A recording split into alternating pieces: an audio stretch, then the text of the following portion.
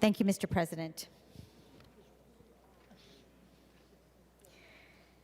We have seen this movie before, and it had a pretty bad ending for Minnesotans. When I look at the eye-popping surplus, and if not every Minnesotan would know the number, but those who are following along with this session understand that there's a surplus in our state budget of $9.25 billion. But if you dig underneath that number structurally, it's a $5.6 billion surplus and projected $6 billion in the next biennium. So there's money there, but it's not that full $9.25 billion that we keep talking about. Past legislatures, when they have faced a surplus like this one, made ongoing commitments that exceeded projections, and it drove deficits in the decade that followed, which really hurt people and communities across the state. And when the legislature had to repair those deficits, they often reverted to gimmicks in the budgets like school shifts and budget shifts and removing inflation from our forecasting to make the budget look like it balanced, which is our constitutional obligation, when it really didn't. Those were difficult times when you think about budget integrity, fiscal integrity, and they were difficult times for Minnesotans, especially in the Great Recession that began back in 2008. Between the tax bill that is on the floor today and a myriad of other bills that have been heard, including two that we heard this morning, or I think it was three, that cut another $3 billion in ongoing revenue in property taxes, we are well beyond the $5.6 or $6 billion in structural surplus.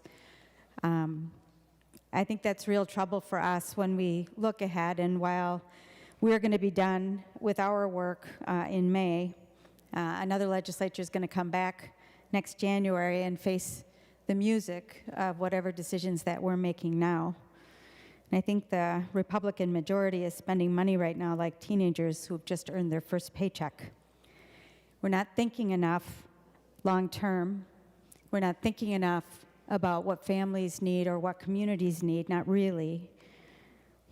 And it explains, at least for me, why the majority thus far has only been able to propose $30 million for our public schools and our students and our families. We know that the work that we do in this body is a reflection of our values and our priorities for Minnesotans. And I want very much for us to be thinking about more than this May or this next November, and about Minnesotans, what they've contended with over the last couple of years, and how we work together to meet the moment for them and for our future. And for that reason, I believe that this proposal today is flawed for certain. And I think it is going to create fiscal trouble for the state of Minnesota and Minnesotans down the line, which is why I don't support it. I also believe that there is enough in the structural surplus to help senior citizens and to help families, especially families with students in school or with dependent care expenses. And that's why I'd like to offer for you now the A7 amendment. Mr. The Secretary President. will report the amendment. Senator Murphy moves to amend House File numbers 3692 as follows, page 21, line 27. This is the A7 amendment. To the A7 amendment, Senator Murphy.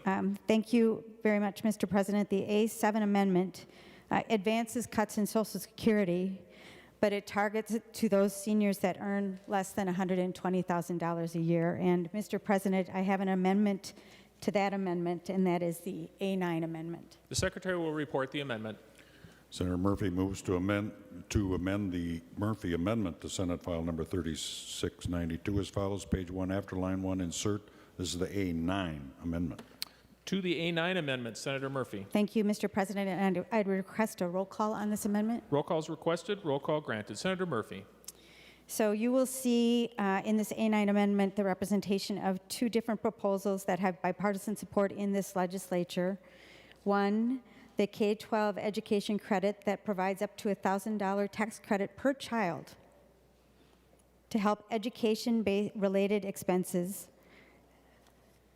This is something that's already in law, but we haven't adjusted the cap in like 25 years.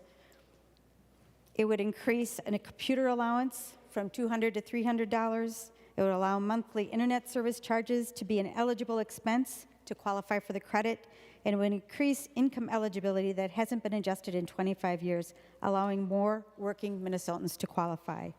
And the second part, the Minnesota Dependent Care Credit helps families who have expenses related to child care or personal care needed for a dependent. This amendment is based off a bipartisan bill. It allows taxpayers to claim up to $3,000 of eligible dependent care expenses per child, provides a larger benefit to parents of young children under the age of 5, $7,000 for one child, $14,000 for two, and $19,000 for qualifying with 3 qualifying children. This would help about 156,000 filers this year with an average tax cut of $1,300. I remember as a young kid, and my family was not a family of means, and I would go to the grocery store with my mother and carry a calculator with me while she put the groceries into the cart, so that she knew when she got to the checkout counter that there was enough cash in her wallet, because that's how she paid for her groceries.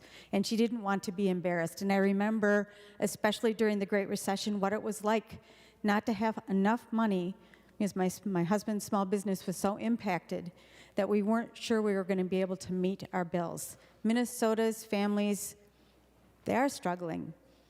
We should be thinking about them and the ways that we can be helping them with their expenses. We should be putting more money into the pockets of working families across the state of Minnesota, and my amendment does that. I'd ask for your support. Thank you.